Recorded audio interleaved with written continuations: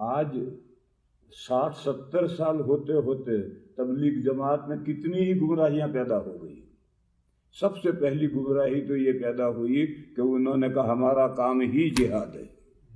ارے جہاد، جب ہم کتاب الجہاد بخاری میں کھولتے ہیں اور پڑھتے ہیں تو اس کا کیا مفہوم ہمارے ذہن میں آتا ہے؟ انہوں نے کہا نہیں ہمارا کام ہی جہاد ہے. تو پہلی گڑبڑ تو انہوں نے کر ڈالی. دوسری گڑبڑ انہوں نے کہا کہ دین کا کام ہم ہی کر رہے ہیں، حضور والا اور صحابہ والا کام ہم ہی کر رہے ہیں. یہ وہ سب گمراہیاں ہیں جو تبلیغ میں پیدا ہو گئی. وہ چھوٹی چھوٹی گمراہیاں تو بے حساب پیدا ہوتی. میں نے محمد بھائی سے کہا مدرسے قائم کرو اور مدرسوں میں مضبوط تعلیم دو. پائیدار ہدایت یہ ہے. یہ تبلیغ سے جو ہدایت ہے وہ تو گمراہی میں مثال دوں. دنیا میں دین پھیلا ہے خانقاہوں سے، بزرگوں سے، اور دنیا میں بدعتیں اور گمراہیاں پھیلی ہیں ان پیروں کے لونڈوں سے، لڑکوں سے. یہی پیروں کی ابھی آگے نسل چلتی ہے تو یہی سب کو گمراہ کرتے ہیں. پہلا پیر بڑا شاندار اللہ کا نیک بندہ ہے، اسے ہدایت پھیلتی ہے، پھر اولاد جاہل آتی ہے وہ سب کو لے ڈوبتی ہے. تو خانقاہوں سے جو ہدایت پھیلتی ہے وہ دیر مضبوط نہیں ہے، وہ تو ایک وقت تک رہے گی، پھر اسے گمراہیاں پیدا ہو جائیں گے. یہی حال تبلیغ کی ہدایت کا ہے. اور مدرسوں سے جو ہدایت ہے وہ پائیدار ہے، کیونکہ مدرسوں کی ہدایت زبانی نہیں ہے، یہ کتاب رکھی ہے اس کی بنیاد پر.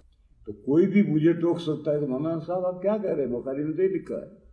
تو مجھے سوچنا پڑے گا. اور ان خانقاہ والوں کو کوئی نہیں ٹوک سکتا، ان تبلیغ والوں کو کوئی نہیں ٹوک سکتا. ان کی تعلیم تو کسی کتاب کی بنیاد پر ہے ہی نہیں. اس لیے میں نے محمد بھائی سے کہا مدرسہ قائم کرو. دیکھو زامبیا والے تم سے آگے ہیں. میں کونگو میں گیا تھا، وہاں کچھ نہیں ہے. فلاں جگہ گیا وہاں کچھ نہیں ہے. تمہارے یہاں بھی کچھ نہیں ہے. مدرسے قائم کرو اور مضبوط تعلیم دو. یہ ابھی میں نے ان سے کہی یہ بات. تو محمد بھائی نے مجھے جواب دیا کہ میں بھی مولویوں سے کہتا ہوں مدرسے قائم کرو. تو میں نے ان سے کہا مولوی مدرسے نہیں قائم کر سکتے، مولویوں کے پاس ہے کیا؟ مدرسے تو تم قائم کرو اور مولویوں سے کام لو. دونوں ملو گے تو پرندہ اڑے گا، اور اگر تم ایک پرندہ بائیں پر سے اڑتا رہے گا تو کبھی بھی نہیں اڑے گا. دونوں پر اکٹھا ہوں گے تو پرندہ اڑے گا. تو صاحب ثروت، صاحب اموال کھڑے ہوں اور کھڑے ہو کر مدارس قائم کریں اور اس میں بہترین علماء انڈیا پاکستان سے لائیں اور طلباء کو پہلے اردو پڑھائیں. اگر آپ کو دیوبندی رہنا ہے تو اردو پڑھنا ہے. بے شک آپ انگریزی اور عربی کی تعلیم سے دیوبندی نہیں رہ سکو گے. دیکھو ساؤتھ افریقہ کی مثال ہے، زکریا اور آزاد بھی سب ہندوستان پاکستان سے اساتذہ لاتے ہیں، 1 سال اردو پڑھاتے ہیں. بس ان کو وہ دیوبند کے طرز پر ہیں، وہ دیوبندی ہیں. اور باقی ساؤتھ افریقہ ہی میں انگریزی میں پڑھانے والے بھی ادارے ہیں، عربی میں پڑھانے والے بھی ادارے ہیں. سب جگہ میں گھومتا آ رہا ہوں، وہ سب دیوبندی نہیں ہیں. تو اس لیے اگر آپ دیوبندی دیکھو، لینگویجز مادری زبان کے علاوہ دوسری زبانیں مختلف مقاصد سے سیکھنی پڑتی. ایک کو مڈل ایسٹ میں نوکری کرنی ہے تو عربی سیکھنی پڑے گی. ایک کو یورپ امریکہ میں نوکری کرنی پڑتی تو انگریزی سیکھنی پڑے گی، سیکھتے ہیں. ایک کو ایمبیسی میں نوکری کرنی پڑتی ہے تو انگریزی سیکھنی پڑے گی. اور اگر ملک ایسا ہے کہ وہاں فرینچ بولی جاتی تو فرینچ سیکھنی پڑے گی.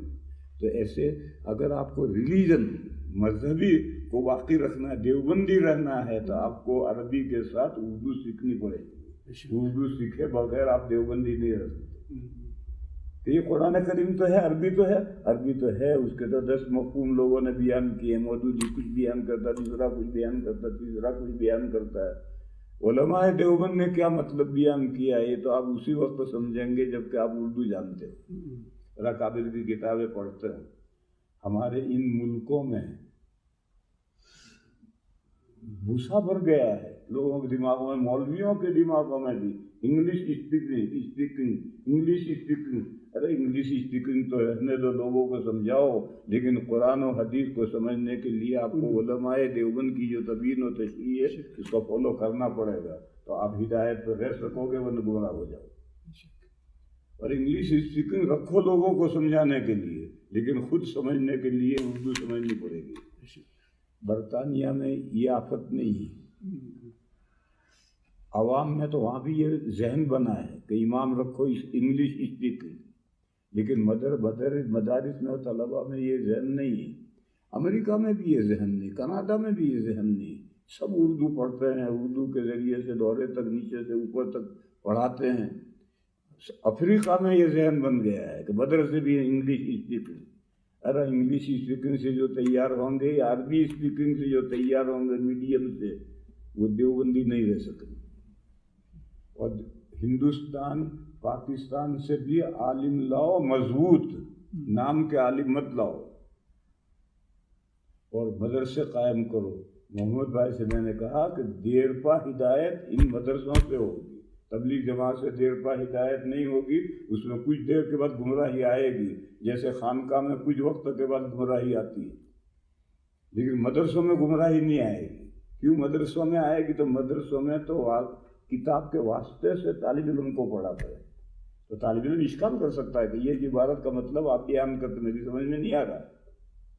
اور ان کے یہاں تو کوئی واسطہ ہے ہی نہیں، خانقاہ میں بھی کوئی واسطہ نہیں، تبلیغ میں بھی کوئی واسطہ نہیں.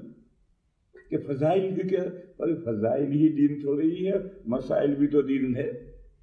تبلیغ کی ایک بہت بڑی گمراہی یہ ہے، سنو، ناراض تو ہوگے تم لوگ، برا تو لگے گا، مگر سنو.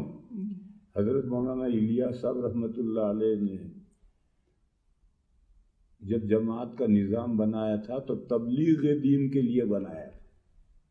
یعنی ایسے بندے جو کلمہ تک نہیں جانتے میوات کے، ان کو گھروں سے نکالو، ان کو دین کی بنیادی باتیں سکھلاؤ. آج جماعت مسجد میں آتی ہے، گاؤں کے بے نمازیوں پر کوئی محنت کرنے والا نہیں. گھیر گھر کے لاتے ہیں، پاکی ناپاکی بھی نہیں سمجھاتے، بھائی ایک ہی بات سمجھتے، نکلو نکلو، یہی بات سمجھاتے ہیں. اور ان کی تعلیم میں کوئی بیٹھتا بھی نہیں، کیونکہ ان کی تعلیم میں کچھ ہے ہی نہیں.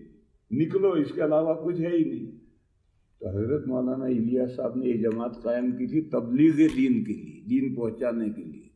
اب جماعت کا مقصد ہو گیا ہے بقائے دین. جو دیندار بندے ہیں ان کو دنیا میں گھماؤ تاکہ ان میں دینداری باقی رہے. یہ بھی ایک اچھا مقصد ہے، برا مقصد نہیں. اللہ پاک کا ارشاد ہے، یا ایھا الذین آمنوا اتقوا اللہ وکونوا مع الصادقین. صادقین کے ساتھ رہنے سے دین باقی رہے. تو بقائے دین بھی ایک مقصد ہے، میں اس کو انکار نہیں کر رہا. لیکن حضرت مولانا نے جو تبلیغ قائم کی تھی تبلیغ دین کے لیے، وہ تو مقصد بہت ہو گیا.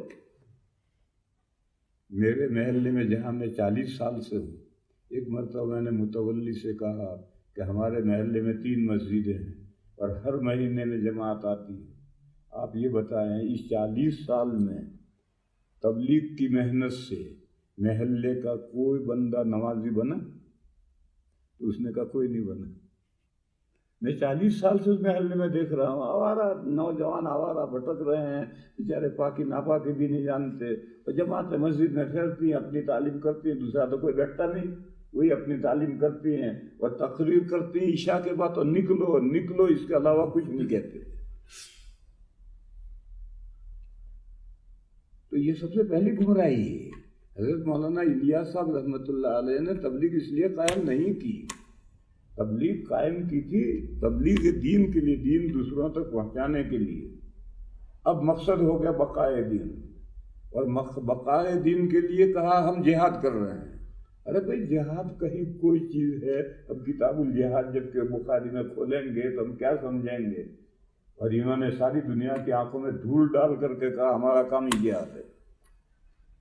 اس لیے میں نے یاد رکھو بھائیو، تب خانقاہ سے جو ہدایت پھیلے گی آگے جا کے گمراہی آئے گی.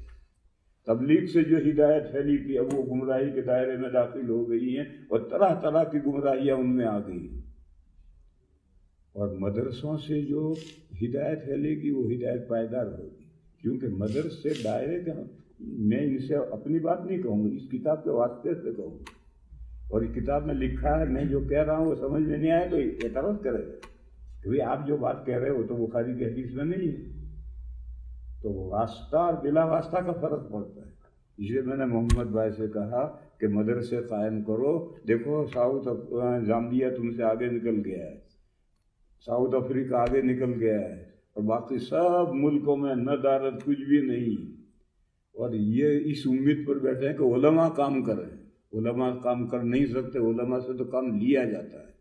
وہ آپ کے ہیلپر بنیں گے، اور مل کر کے مدرسے قائم کرو اور مضبوط تعلیم قائم کرو. انڈیا پاکستان سے مضبوط اساتذہ بلاؤ، اردو پڑھاؤ بچوں کو، اور اردو پڑھا کر ہو تو تم پھر دیوبندیت پر رہ سکو گے اور نہیں رہ سکو.